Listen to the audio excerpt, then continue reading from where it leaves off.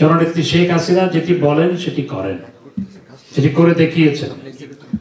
তিনি অনেক কষ্ট করে আওয়ামী লীগকে সংগঠিত করেছেন, পরপর 4 বার সহ 5 বার ক্ষমতায় নিয়ে গেছেন। দল ঐক্যবদ্ধ থাকে তাহলে জননেত্রী শেখ হাসিনাকে দৃশ্যপট থেকে বিদায় দেওয়ার কোনো শক্তি বাংলাদেশে নাই। দল ঐক্যবদ্ধ রাখতে হবে। হ্যাঁ, দলকে স্মার্ট করারও আমি পক্ষে, তবে দলের সিনিয়র নেতাদের মূল্যায়ন করতে হবে। মনে রাখতে হবে, দলের সিনিয়র নেতার বহু ঘাম, মেধা, বিনিদ্র রজনী, সেগুলোর কারণে ত্যাগ, সেগুলোর কারণে দল আজ রাষ্ট্র ক্ষমতা। অনেকের নেতৃত্বের প্রতিযোগিতা আছে, এটি থাকাটাই খুব স্বাভাবিক। মতদ্বৈততা আছে, এটিও থাকা স্বাভাবিক, কিন্তু সবশেষে আমরা ঐক্যবদ্ধ, সেটি আজকে আপনারা প্রমাণ করেছেন। সেজন্য আপনাদের ধন্যবাদ জানাই। এবং আমি নিজে প্রবাসে ছিলাম বহু বছর, আমি জানি প্রবাসে একটা অনুষ্ঠান আয়োজন করা অত সহজ কাজ নয়। আমি ইউরোপে ছিলাম, ইউরোপের চেয়ে আমেরিকায় আরো কঠিন, কারণ আমেরিকায় জীবনের ছুটে চলা ইউরোপের চেয়ে একটু বেশি। সুতরাং সেই কারণে এখানে একটি অনুষ্ঠান আয়োজন করা অত সহজ কাজ নয়। একই সাথে বন্ধন দিন ব্যতী রেখে অন্যদিন অনুষ্ঠান আয়োজন করা সেটি সহজ নয়। এই জন্য আপনাদের ধন্যবাদ জানাই যে আপনারা আজকে এখানে সবাই নিজেদের অন্যান্য কাজকর্ম বাদ দিয়ে আপনারা এখানে সমবেত হয়েছেন, এই জন্য আপনাদের ধন্যবাদ জানাই। আমাদের শক্তির উৎস হচ্ছে জননেত্রী শেখ হাসিনা, আমাদের প্রেরণার উৎস হচ্ছেন জননেত্রী শেখ হাসিনা। এবং জননেত্রী শেখ হাসিনা বাংলাদেশ আওয়ামী লীগকে 1975 সালের 15 আগস্ট জাতির পিতা বঙ্গবন্ধুকে সপরিবারে হত্যা করার পর জননেত্রী শেখ হাসিনা একটি পিতৃহীন পরিবারে, যখন দুঃখিনী মা যেভাবে সন্তানদের আগলে রেখে অনেক কষ্ট করে মানুষ করে, ঠিক তেমনি বঙ্গবন্ধুহীন আওয়ামী লীগকে জননেত্রী শেখ হাসিনা দুঃখিনী মায়ের মতো কিংবা দুঃখিনী ভগ্নীর মতো তিনি অনেক কষ্ট করে আওয়ামী লীগকে সংগঠিত করেছেন। পরপর 4 বার সহ 5 বার ক্ষমতায় নিয়ে গেছেন। আমি জননেত্রী শেখ হাসিনার বিশেষ সহকারী হিসেবে কাজ করেছি। তিনি আমাকে যে স্নেহ ভালোবাসা দিয়েছেন সেটি আমার জীবন দিয়েও সেটি শোধ করা যাবে না। আমি অত্যন্ত কাছে থেকে দেখেছি, সমস্ত সংকটে তিনি অবিচল থেকেছেন। জননেত্রী শেখ হাসিনা তাকে একে একে বহুবার হত্যা করার অপচেষ্টা চালানো হয়েছে, একে একে 19 বার হত্যা করার অপচেষ্টা চালানো হয়েছে। এবং কোটালীপাড়ায় 76 কেজি 84 কেজি বোমা পেতে তাকে হত্যা করার অপচেষ্টা চালানো হয়েছে। সেখানে ঘর তছনছ করা হয়েছিল।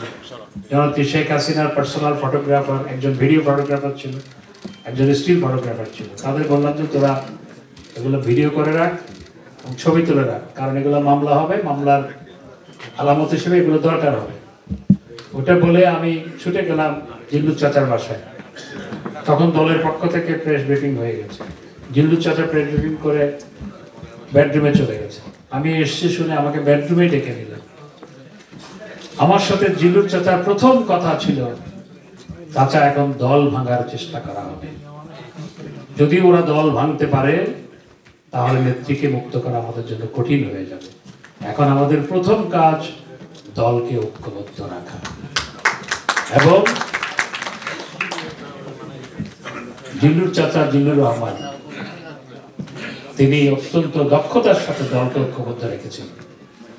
দল ঐক্যবদ্ধ ছিল বিদায় জননেত্রী শেখ হাসিনাকে আমাদের মুক্ত করা সম্ভব হয়েছে।